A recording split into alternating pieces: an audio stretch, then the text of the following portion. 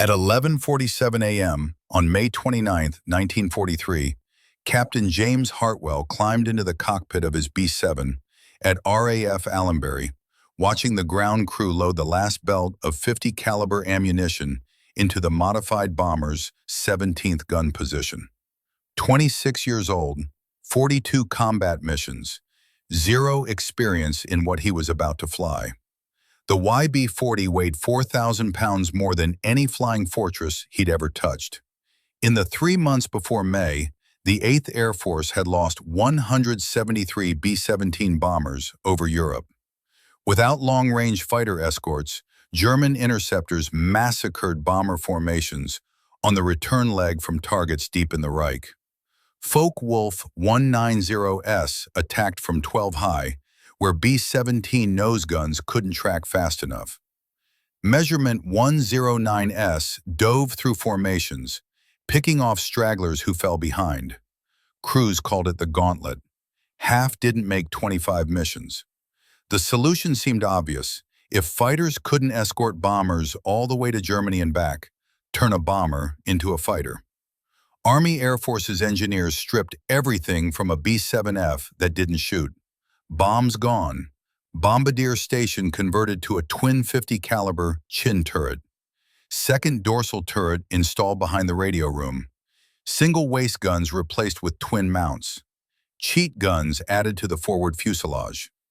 Ammunition capacity tripled to 11,275 rounds. Additional armor plating welded to crew positions. 16 50 caliber machine guns on one aircraft. They called it the YB-40, the Flying Destroyer. Douglas Aircraft in Tulsa completed 12 conversions by March. The 92nd Bombardment Group at Allenbury received them in early May. Colonel William Reed selected 7 crews to fly the first combat test. Hartwell got aircraft 42-5738. His crew called it Hedgehog. The weight made everything wrong. Standard B-7Fs climbed to 20,000 feet in 25 minutes. The YB-40 needed 48. The control yoke felt different, heavier. The aircraft commander, who test-flown it at Wright Field, told Hartwell the center of gravity sat wrong with all that ammunition behind the bomb bay. But the guns. Hartwell had never seen firepower like this on a bomber. The chin turret alone could shred a Focke-Wulf before it closed to firing range. Every approach vector covered, every angle of attack met with overlapping fields of fire. The mission brief was simple. Escort the main formation to Saint-Nazaire. Attack the submarine pens. 7 YB-40s positioned in the most vulnerable spots. Low squadron, trail element, anywhere German fighters love to hunt. Hartwell started the engines at 1:25 p.m. All 4 Wright Cyclones ran smooth. The control tower cleared them for takeoff at 1:50. Hedgehog rolled down the runway with 168 other B-7s following. Target time, 4 p.m. If you want to see how Hartwell's Flying Destroyer performed against the Luftwaffe, please hit that like button. Every like helps us share these forgotten innovations. And please subscribe. Back to Hartwell. The formation reached the French coast at 3:30. Flak bursts dotted the sky over Guernsey. Radio chatter confirmed German fighters scrambling from airfields near Rennes. Hartwell's flight engineer reported fuel consumption tracking higher than briefed. The YB-40 burned more gas, climbing to altitude. Sandair appeared through broken clouds at 4:02 p.m. The main formation dropped their bombs and turned for home. Empty B-7Fs climbed faster, accelerated quicker. Hartwell pushed the throttles forward. Hedgehog started falling behind. The standard B-7s pulled away at 160 miles per hour. Hartwell had the throttles at maximum continuous power. Hedgehog managed 148. His flight engineer climbed down from the top turret. Technical Sergeant Paul Morrison, 31 years old, 200 hours maintaining B-17s before the YB-40 conversion. He checked the engine instruments and shook his head. Number 3 cylinder head temperature climbing into the red. The extra weight and drag made the Cyclones work harder than they were designed for. Morrison throttled back number 3 engine before it overheated. Hedgehog slowed to 142 miles per hour. The main formation was 3 miles ahead now, 4 miles. Hardwell could see the other 6 YB-40s struggling at the rear of their assigned groups, every one of them falling behind. The radio operator called from the waist. Staff Sergeant Frank Delaney had spotted contrails at 4 o'clock high, German fighters climbing to intercept. Focke-Wulf 190S from Geschwader 2 based at Vannes. 6 aircraft, maybe 8. They were hunting stragglers. Hartwell keyed the intercom. All gunners tracked targets. The chin turret gunner reported good visibility. The ball turret rotated smoothly. Both waist gunners confirmed their twin mounts were loaded and tracking. The first Focke-Wulf dove at 5 o'clock, range 1,200 yards. The tail gunner opened fire at 800. Tracer rounds walked toward the diving fighter. The German pilot broke left and climbed away without firing. The second attack came from 11 high, 2 Focke-Wulfs in trail formation.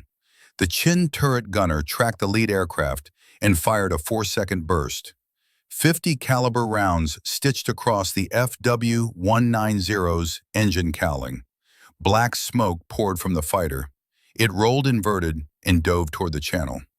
Delaney confirmed the kill from the waist position. The second Wolf broke off the attack. For 6 minutes, the YB-40's firepower worked exactly as designed. 3 more German fighters approached.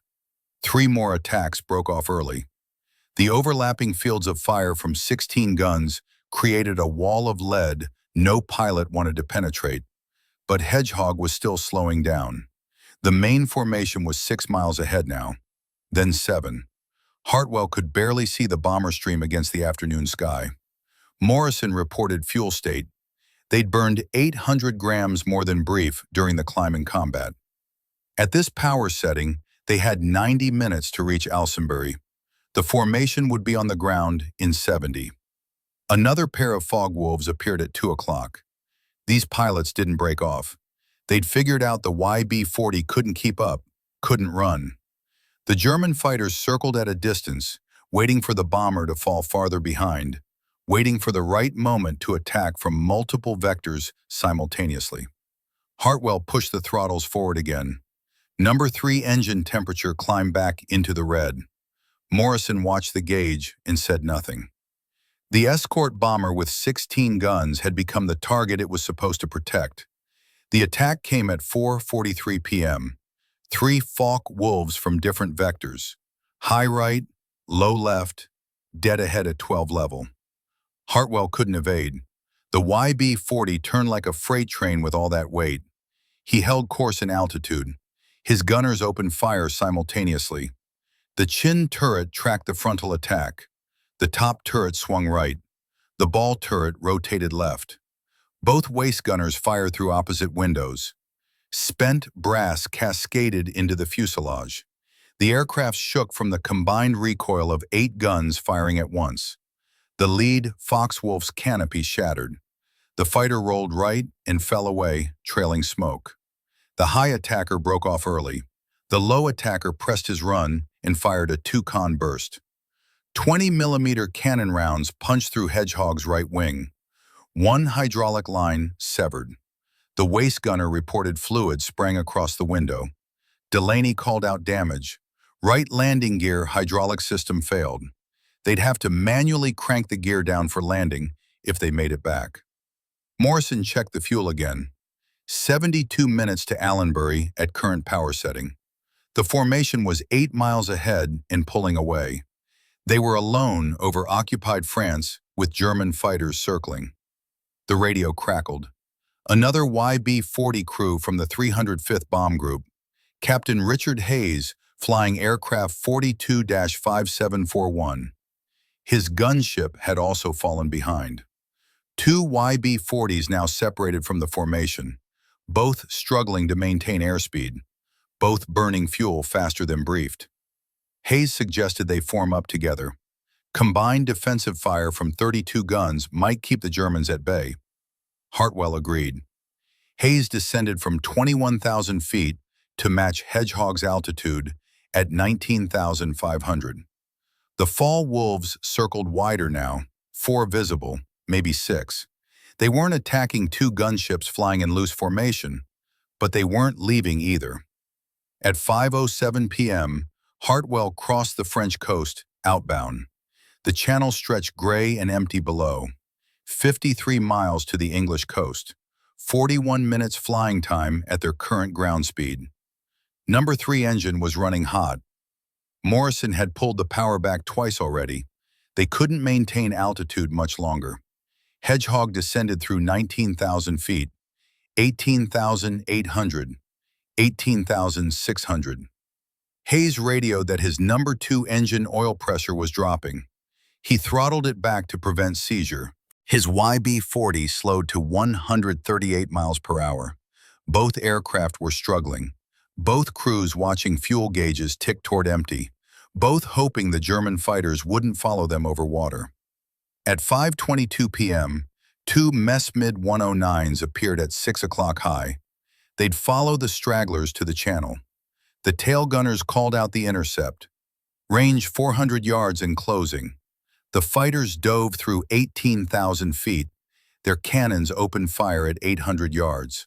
Hartwell couldn't climb, couldn't accelerate, couldn't turn hard enough to throw off their aim. The YB-40 had become a flying target, with empty sky all around. The tail gunner fired first.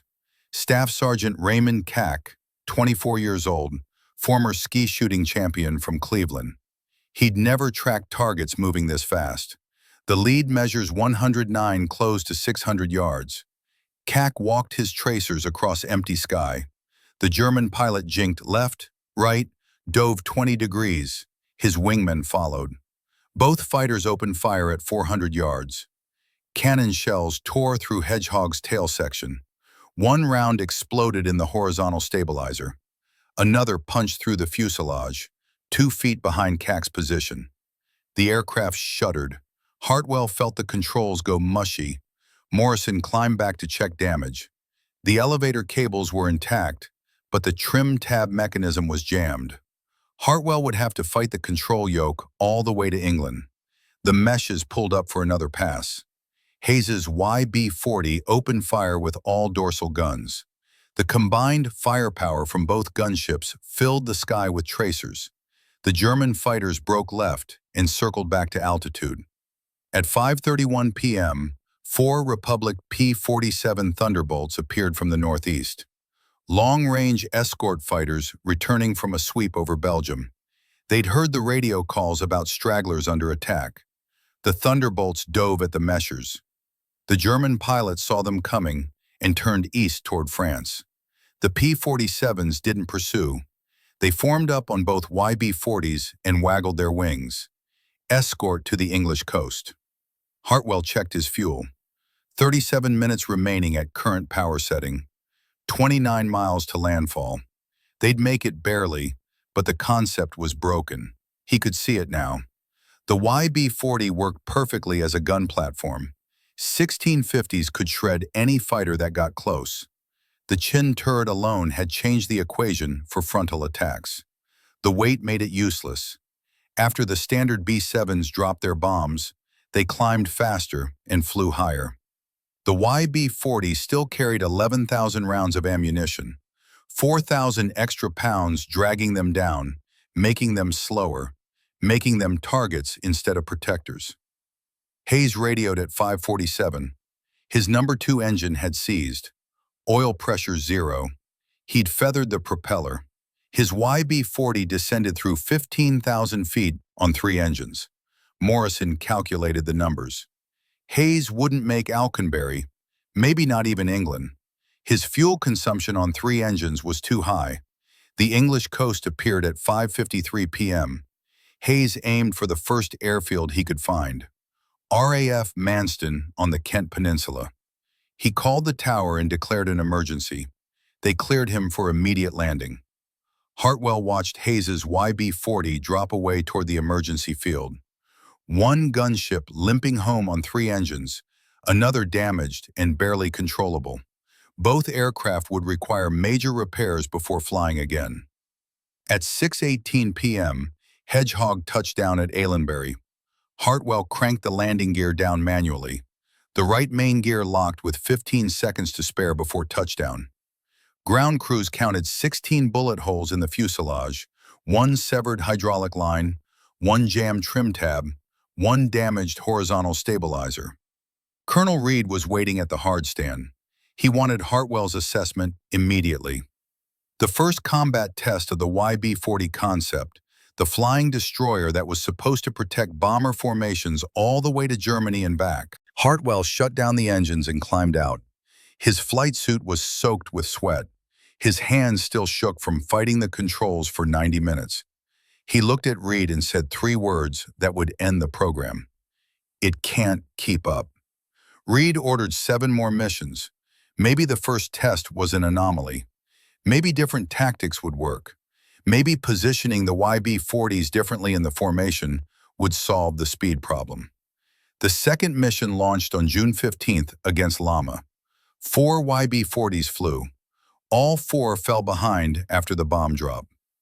The third mission, on June 22nd, targeted the IG Farben synthetic rubber plant at Holes.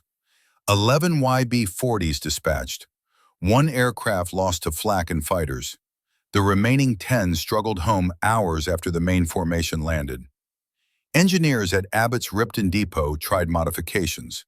They adjusted the waste gun feeds, changed ammunition loading procedures, moved weight forward to fix the center of gravity. Nothing worked. The fundamental problem remained. A B-7F carrying bombs weighed 65,000 pounds at takeoff. After dropping bombs, it weighed 48,000. The YB-40 weighed 68,000 at takeoff. After combat, it still weighed 64,000 pounds of guns and ammunition that couldn't be dropped. On June 28th, 6 YB-40s attacked Sandaire again. They claimed 1 German fighter destroyed. All 6 fell behind the formation on the return leg. 1 crew reported they'd been alone over France for 43 minutes. Alone meant vulnerable. The aircraft designed to protect bombers needed protection itself. The 8th Air Force compiled statistics after non-combat missions. 48 sorties flown, 5 confirmed German fighter kills, 2 probable, 1 YB-40 lost. Every single aircraft had fallen behind its formation after the bomb drop.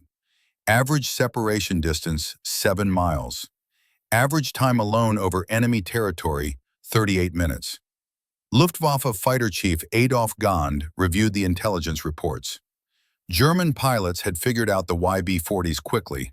The heavily armed bombers looked different. Extra turret visible from any angle. No bomb bay doors. They flew in the most vulnerable positions. After the formation dropped bombs, the YB-40s became stragglers. German fighters focused attacks on stragglers. Gallen's assessment was brutal. The YB-40 kills were insignificant, not worth the cost. His pilots would rather attack the flying destroyers than avoid them. Easy targets that couldn't run. On July 29th, the last 2 YB-40s flew their final combat mission. Target, U-boat yards at Kiel. Both aircraft fell behind. Both required fighter escort to reach England. Both landed at emergency fields short of their home base. In August, General Karl Spaatz canceled the program.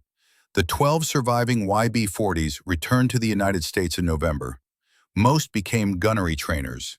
4 was stripped and converted back to standard bombers. The concept died after 3 months of combat testing. The Army Air Forces had spent $469,000 per aircraft on the conversions. 12 aircraft, $5.6 million for a weapon system that made bombers more vulnerable instead of safer. But one piece of the YB-40 survived. One innovation that worked perfectly. The modification that would save thousands of bomber crews before the war ended. Engineers at Wright Field studied the combat reports carefully. They noticed something. Every YB-40 that engaged fighters from the front stopped the attack. The chin turret changed everything. 2 50 caliber guns firing forward with a clear field of fire. No convergence problems, no blind spots at 12 high. That turret design went to Boeing immediately. The Bendix Chin turret from the YB-40 program entered production in September 1943. Boeing designated it the Bendix Model A. 250 caliber Browning M2 machine guns, remote control operation from the bombardier position, 300 rounds per gun, electrically powered traverse and elevation. Douglas Aircraft installed the turret on the last 86 B-7 FDL aircraft coming off the production line. These bombers deployed to England in October. Crews called it the answer to 12 high attacks. Before the Chin turret, German fighters attacked B-7 formations from dead ahead. The bombardier's position had two cheek guns mounted on the sides of the nose. Limited traverse, limited field of fire. Pilots flew straight at the bombers and fired cannons through the gap in the defensive coverage. Focke-Wulf 190S killed more B-7s with frontal attacks than any other method. The Chin turret eliminated the gap. Full forward coverage. The bombardier tracked attacking fighters through a simple gun sight. Press the firing button. 250 caliber guns converged at 400 yards. German pilots who'd grown comfortable with head-on passes suddenly faced concentrated fire they couldn't avoid. Combat reports from November showed the change. The 91st Bomb Group flew B-7Fs with Chin turrets on a mission to Gelsenkirchen. 12 frontal attacks, 10 broke off early. The other two pressed through and took hits. One Focke confirmed destroyed. 0 bombers lost to frontal attacks. Boeing incorporated the Chin turret into the B-7G production model. First aircraft rolled off the line in December 1943. The G model became the definitive flying fortress. Boeing plants in Seattle and Wichita, Douglas in Long Beach and Tulsa, Vega in Burbank. All three manufacturers building B-17Gs with the standardized Chin turret. Production ramped fast. 50 aircraft per month in January 1944, 120 per month by March, 230 per month by June. The factories delivered 8,680 B-7Gs before production ended in April 1945. Every single aircraft carried the Chin turret that started on the failed YB-40 program. The 303rd Bomb Group transitioned to B-17Gs in February 1944.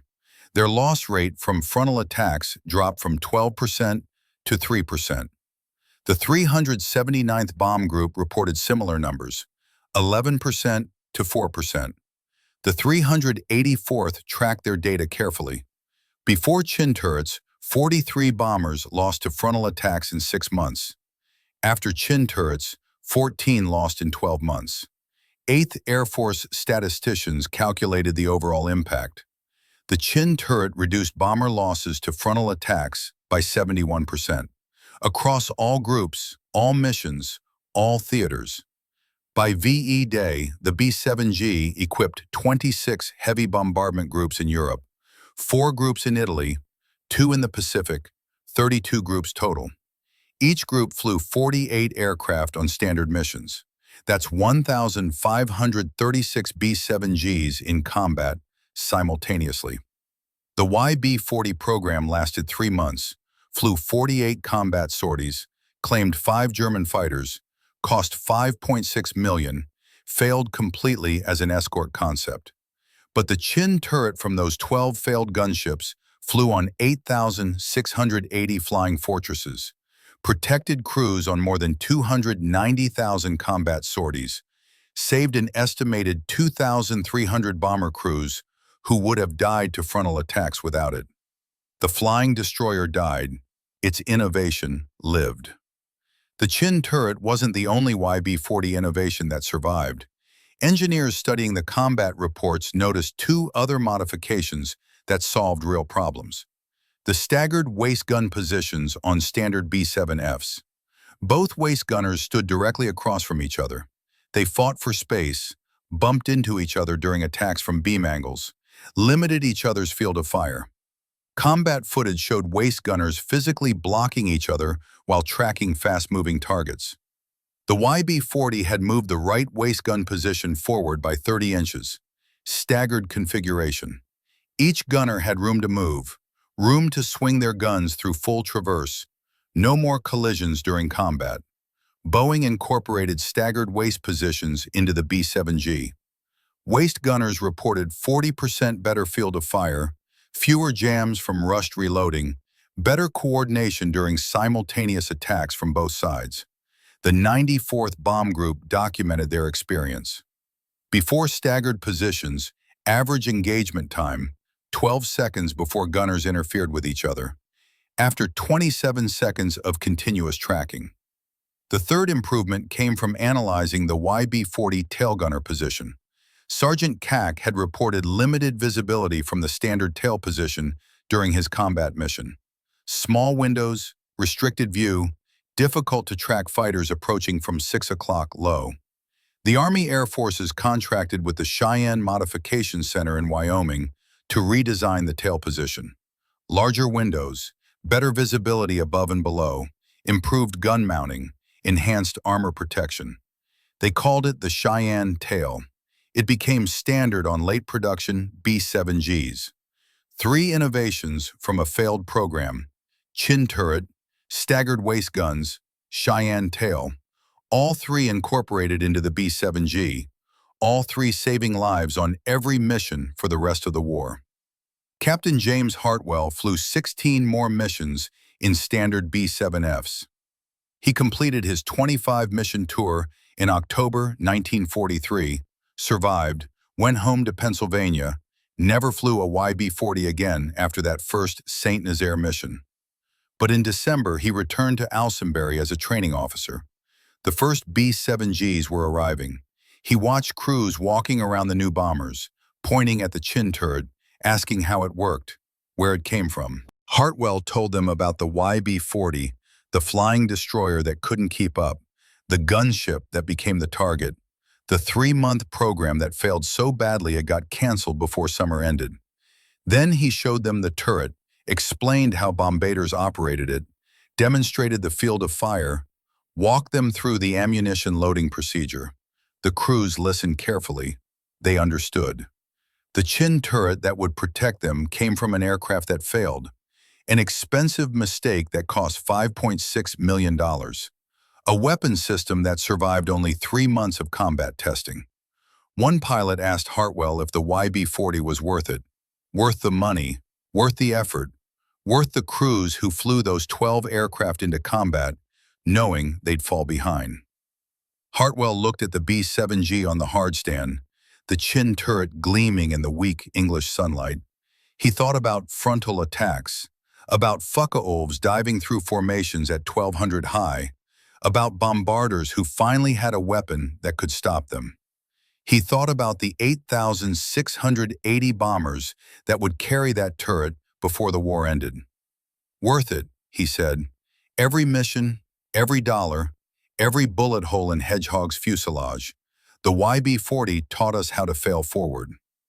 The last YB-40 mission flew on July 29, 1943. By August, the program was officially canceled. By November, all 12 surviving aircraft had returned to the United States. Most became trainers. A few were scrapped. One ended up in a scrapyard scene in the 1946 film, The Best Years of Our Lives. No YB-40 survived the war intact. No museums preserved them. No restoration projects brought them back. The flying destroyer disappeared from history, but the innovation lived everywhere.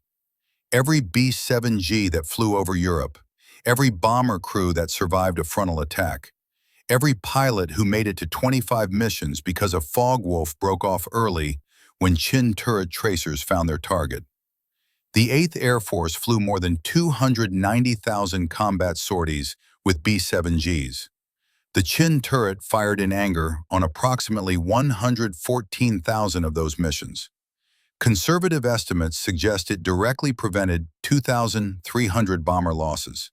That's 23,000 crew members who came home.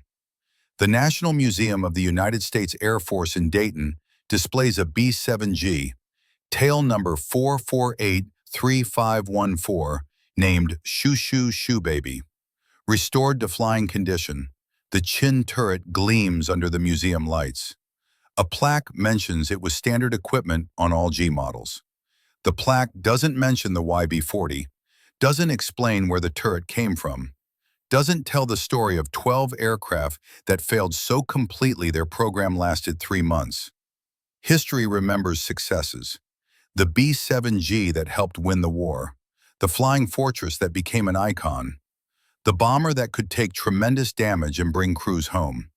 History forgets failures. The YB-40 that couldn't keep up, the $5.6 million mistake, the flying destroyer that needed protection instead of providing it.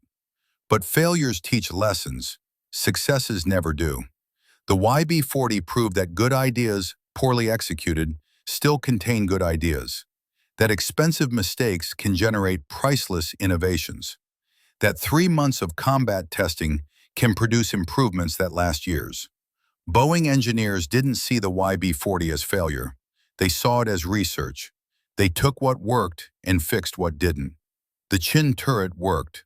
The extra weight didn't. So they kept the turret and dropped the weight.